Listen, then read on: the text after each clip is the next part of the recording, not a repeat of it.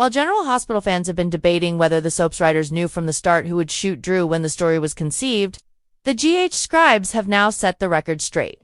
They realized very early on that Willow had to be the culprit for some very sound reasons. Sometimes one really monumental bad decision leads to an unraveling of a life. And often the choice to cheat on one's spouse is the catalyst for one thing or another going wrong. That is what happened to Willow Tate. Caitlin McMullen, the former cult member, turned school teacher, turned nurse, turned would-be MURDERESS. She had the idyllic life, married to a wealthy man, living rent-free on his family estate, with their 2 small children.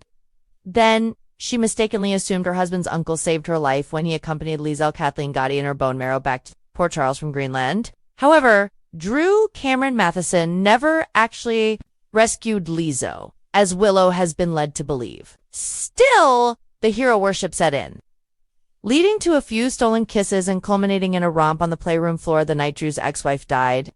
This is a woman who, because of the stuff that she had been through, sort of has a need to, I hesitate to say, seek approval. I want to find better words than that, but Drew's regard was something that she was sort of conditioned to want.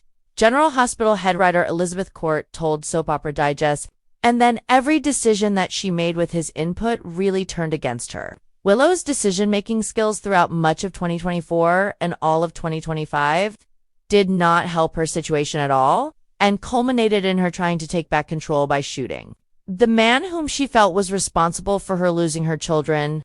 We definitely wanted to see how the weight of bad decisions would play out, Court said. Arguably, Willow's real bad decision was just to fall into this affair with Drew.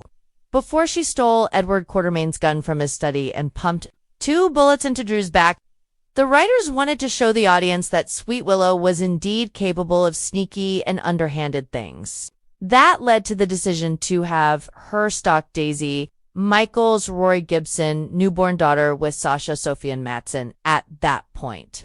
Willow still believed Michael was the one keeping her from her children, so Court had that character play psychological warfare with her ex. In Willow's mind, he had everything, including her children and a new baby with someone else. It took Willow learning that Drew had slept with her mother, Nina Cynthia Watros, when he had been pursuing her for the blinders to finally come off. It was at that moment that her eyes were open to Drew, but in the subsequent rollout, he made a case, and she agreed, at least on the surface, that with her custody case, her best chance of reestablishing her family was with him at her side. Co-head writer Chris Van Etten said, and at that point, she began to play a very long game. On the January 12th episode, Willow implied to Nina that she was not done with Drew just yet. Nina suggested that Willow could divorce her louse of a husband once she was acquitted, but Willow told her mom that it's not as cut and dry as she'd like to believe. Cutting ties with Drew won't be simple, she said. He and I are far from finished.